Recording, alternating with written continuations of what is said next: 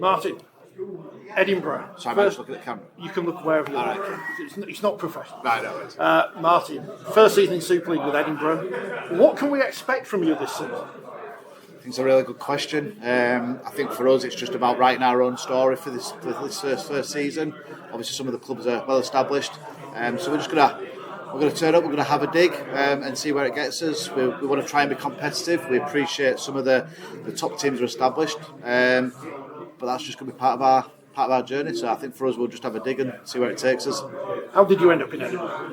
It's not a Scottish accent. So my wife's from Edinburgh, so I'm from Leeds originally, and I've been up in Edinburgh since 2020. The World Cup seems like a long time ago now, but it caused a lot of interest across the country. How has that manifested itself in Scotland and in Edinburgh? Yeah, I think for me it reignited that passion. I was involved in the game previously with England and Leeds. Obviously relocated to Edinburgh, and after being involved in the World Cup, helping select the dream team, it just reignited that passion of wanting to start something in Scotland. And here we are 2 years later with the club in the Super League. So it's been a bit of a whirlwind and a bit of a journey. We talked a lot about how wheelchair rugby league can cut into places which the running game can't, and obviously Edinburgh's one of those. I mean, obviously there are running clubs in Scotland as well, but Edinburgh wheelchair rugby league, how has it grown so quickly? I think just that. I think obviously within wheelchair rugby league, it's a sport that people can associate themselves with.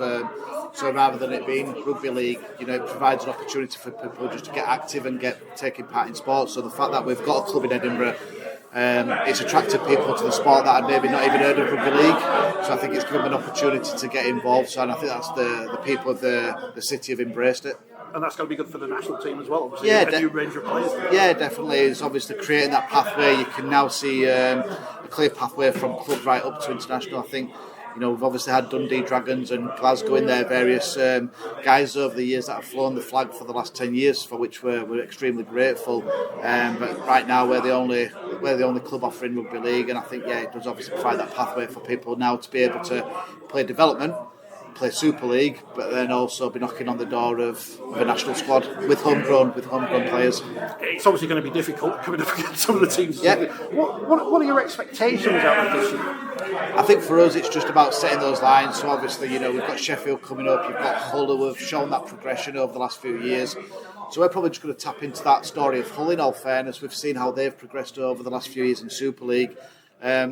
So just see if we can go on a bit of a similar journey. There's obviously some goals that we're going to keep internal to ourselves at the moment. But yeah, our expectations for year one is just to go out there to enjoy it, see where we're at, and take it from there.